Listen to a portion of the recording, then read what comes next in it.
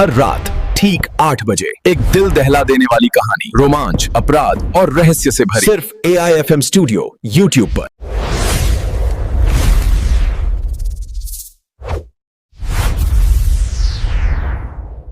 आप सुन रहे हैं AIFM स्टूडियो और आज हम लोग सुनेंगे सोशल स्टोरी प्रतिबिंब क्यों छोड़ा सायरा ने अपना शहर। प्रतिबिंब क्यों छोड़ा सायरा ने अपना शहर, प्रेजेंटेड बाय AIFM स्टूडियो। यदि आपको कहानी सुनने का शौक है तो चैनल को सब्सक्राइब करके हमें सपोर्ट कीजिए ताकि हम ला सके हर रोज एक नई कहानी। तो चलिए कहानी को सुनते हैं। प्रतिबिंब। हुआ यूं कि एक बार मैं एक ढाबे में काम कर रहा था कि अचानक एक औरत मेरे सामने आकर खड़ी हो गई। मैंने उससे पूछा, तुम हो कौन? उसने जवाब दिया, मैं बाहर की रहने वाली हूं और इस शहर में रहने के लिए आई हूं। मैंने कहा, यह अच्छी जगह नहीं है, तुम जहां से आई हो वहीं चली जाओ। हम अच्छे आदमी नहीं हैं, तुम यहां रहकर बर्बाद हो जाओगी। जी नहीं, मैं एक भटकी हुई औरत हूं, क्या तुम मुझे पनाह दे सकते हो? हाँ, दे सकता हूं, तुम रात यहीं रुक जाओ। मैंने कुछ सोचते हुए जवाब दिया। रात के 9 बज रहे थे, मैं बर्तन साफ कर रहा था। उसने भोजन मांगा, मैंने भोजन दिया। उसने खाकर अपना मुंह साफ किया। मैंने उसके बारे में जानना चाहा तो उसने बताया कि मेरा नाम सायना है। मैं उसे ध्यान से देख रहा था, वो बड़ी खूबसूरत और जवान लग रही थी। उसने मुझसे पूछा, क्या तुम मुझसे शादी करोगे? मैंने हाँ में अपना सिर हिलाया। कुछ समय और बीत गया। रात के 10:30 बज रहे थे। ढाबे पर मौजूद लोग अपने घर चले गए। मैंने अपना बिस्तर संभाला, वो मेरे पास आकर बैठ गई। वो दूधिया रंग की गोरी चिट्टी थी। मैं भी एकाकी जिंदगी जीते जीते तंग आ गया था, इसलिए मुझे औरत की जरूरत सता रही थी। ढाबे का शटर बंद हो चुका था। इक्का दुक्का वाहन ही सड़क पर गुजर रहे थे। मैंने उसे पास खींचा। उसने कोई विरोध नहीं जताया, बल्कि वो खुद मुझसे लिपट गई। इतनी जल्दी ही सब कुछ हो जाएगा, यह सोचा तक नहीं था। मैंने उसे अपनी बाहों में भर लिया। रात के ठीक 12 बज रहे थे। सब कुछ होने के बाद मैं उससे अलग हुआ और अपने बिस्तर पर आ गया। वो अपने कपड़े पहन रही थी। वो मुझे देखकर मुस्कुरा रही थी। मुझे जिंदगी में पहली बार औरत के सुख का एहसास हुआ। दूसरे दिन मैंने उसे चाय नाश्ता कराया और किराए का मकान तलाश करने चल पड़ा, लेकिन कहीं पर भी किराए का मकान नहीं मिल सका। शाम के 6 बज रहे थे। मैं किसी फैक्ट्री के पास से निकल रहा था कि अचानक एक आदमी ने आवाज दी, भाई क्या तुम मेरे यहां चौकीदारी करोगे? मैं तैयार हो गया और रात की चौकीदारी के लिए वहीं रुक गया। रात भर चौकीदारी करता रहा। उसकी याद आती रही और अगले दिन सुबह मैं वहां से चला आया। सुबह जब मैं ढाबे पर पहुंचा तब क्या देखता हूं कि वो मुंह फुलाए बैठी है और मुझसे शिकायत करने लगी, ए जनाब, तुम कहां गायब हो गए थे? नहीं करनी शादी तो वैसे ही चलने दे। देखो, मैं तुम्हारे लिए मकान तलाश करने गया था, लेकिन मकान नहीं मिल सका, मुझे अफसोस है। वो मेरी बात मानने को तैयार नहीं हुई और मुझे भला बुरा कहने लगी। मैं अपना सर पकड़कर बैठ गया। घंटे भर बाद वो खुद मेरे पास आ गई और कहने लगी, मकान और मिल जाएगा, लेकिन तुम मुझे इस तरह छोड़कर मत जाया करो, जमाना बड़ा खराब है। ठीक है, अब आगे से ऐसा नहीं होगा। 1-2 दिन बड़े आराम से कटे। वो सेक्स में मेरा सहयोग देने लगी। मैं रात को ढाबा छोड़कर चौकीदारी के लिए निकल जाता था। एक दिन वो मेरा हाथ पकड़कर कहने लगी, क्या आज रात को आओगे ना? मैं जल्दी लौटने का वादा करके निकल गया। फिर रात को आकर उसके पास सो गया।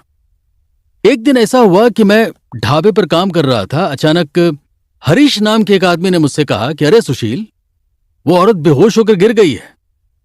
मैं हक्का बक्का रह गया और काम छोड़कर भागा जहां वो बेहोश पड़ी थी। मैंने उसे उठाया और बोला, क्या सायना, तुम बेहोश होकर क्यों गिर पड़ी हो? जी, मुझे चक्कर आ गए थे, कभी कभी मुझे मिर्गी के दौरे आते रहते हैं, क्या तुम मेरा इलाज कराओगे? मैंने हाँ में अपना सर हिलाया और ऑटो रिक्शा किया। उसमें बैठकर हम अस्पताल गए। ठीक 11 बजे हम वहां पहुंचे। डॉक्टर से मिले और सारी जानकारी दी। डॉक्टर ने कहा कि भाई, मिर्गी की बीमारी का कोई इलाज नहीं है, किसी दूसरे अस्पताल चले जाओ। वहां भी मामला नहीं जमा। निराश होकर वापस आ गए। एक बार मैं बैठा बैठा चाय नाश्ता कर रहा था, एक आदमी मेरे पास आया और बोला, अरे सुशील। मैंने कहा, क्या है? इस औरत को तुम छोड़ दो। अरे भाई, मैं इस औरत को कैसे छोड़ दूं? मैंने एतराज जताया।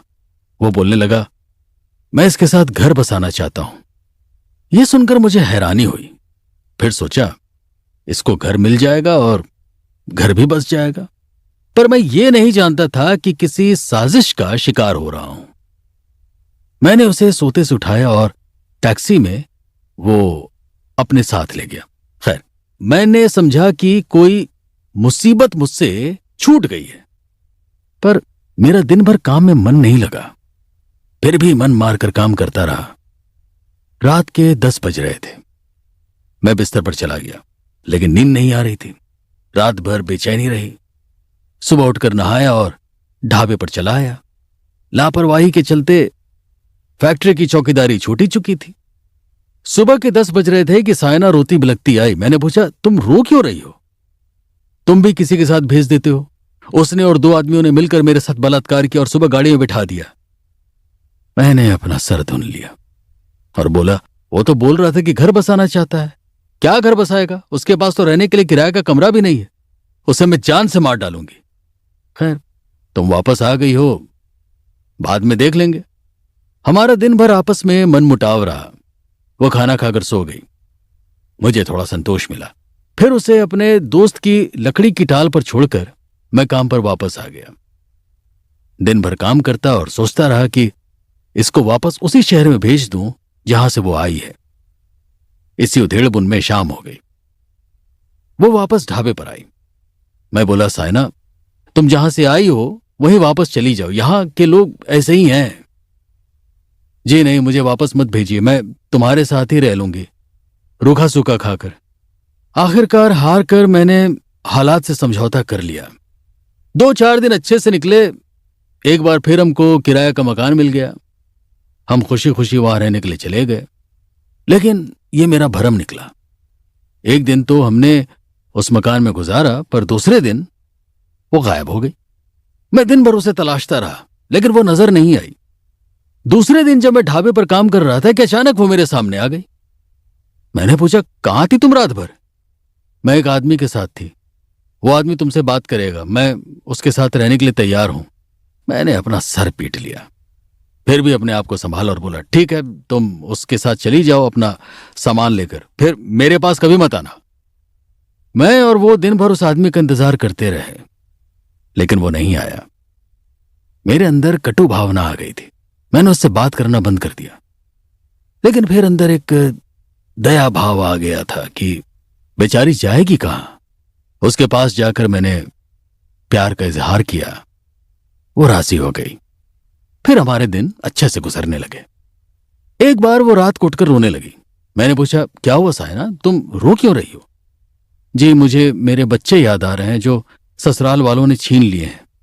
इतना कहकर वो फिर रोने लगी। देखते ही देखते वहां लोगों की भीड़ इकट्ठा हो गई। मैंने उसका हाथ पकड़ा और तुरंत वहां से निकल पड़ा। रात को ढाबे पर आ गए और वहीं सो गए। एक बार सायना फिर गायब हो गई। दिन भर तलाशता रहा, लेकिन नजर नहीं आई। थक हार कर ढाबे पर आ गया और काम करने लगा। किसी तरह वो रात गुजरी। सुबह हाथ मुंह धोकर ढाबे पर काम करने लगा। अचानक वो फिर मेरे सामने आ गई। तुम कहां गायब हो गई थी? मैं एक आदमी के साथ उसके घर गई थी, रात भर उसके साथ थी। फिर मुझे बस में बिठाकर वो चला गया। तुम अपना सामान लेकर चली जाओ, यहां मत आना। जी, मुझे माफ कर दीजिए। उसने मेरे पैर पकड़ते हुए कहा, क्या अगर मैं ऐसी गलती कर देता तो तुम मुझे माफ कर देती? जी हां, मैं माफ कर देती, उसने कहा। मैंने एक बार फिर कोशिश करके किराया का मकान ले लिया। हम उस मकान में चले गए, लेकिन यह मेरा भरम था। दूसरे दिन मकान मालिक ने मकान खाली करने को कहा। मुझे ऐसा लगा कि मेरे ऊपर गाज गिरने वाली है। हुआ यूं कि वो मकान मालिक की बीवी से झगड़ा करने लगी। मैंने उसी दिन मकान खाली करके ढाबे में अपना सामान रख लिया और वहीं पर डेरा जमा लिया। एक दिन सुबह उसे घूमने के लिए किसी पार्क में ले गया। कुछ देर के बाद वो रोने लगी। धीरे धीरे भीड़ इकट्ठा हो गई। मैंने रोने की वजह पूछी तो बताने लगी, मुझे बच्चे याद आ रहे हैं। मैंने उसका हाथ पकड़ा और पार्क से निकल गया। मैंने तय कर लिया कि अब इसको अपने पास नहीं रखूंगा। आखिर थक हार कर ढाबे के मालिक से 500 रुपए लिए और कोटा जाने वाली बस में बिठा दिया। उसने कई बार कहा कि तुम भी मेरे साथ चलो, लेकिन मैंने मना कर दिया। अचानक कंडक्टर ने सीटी बजा दी। मन मारकर मैं बस से नीचे उतर गया। बस वहां से चली गई। जब तक वो मेरे सामने से ओझल नहीं हुई तब तक मैं उसे देखता रहा। निराश होकर मैं एक चाय के होटल पर आ गया। तब रेडियो में ये गाना बज रहा था, तकदीर का फसाना जाकर किसे सुनाएं, इस दिल में जल रही हैं अरमान की चिताएं।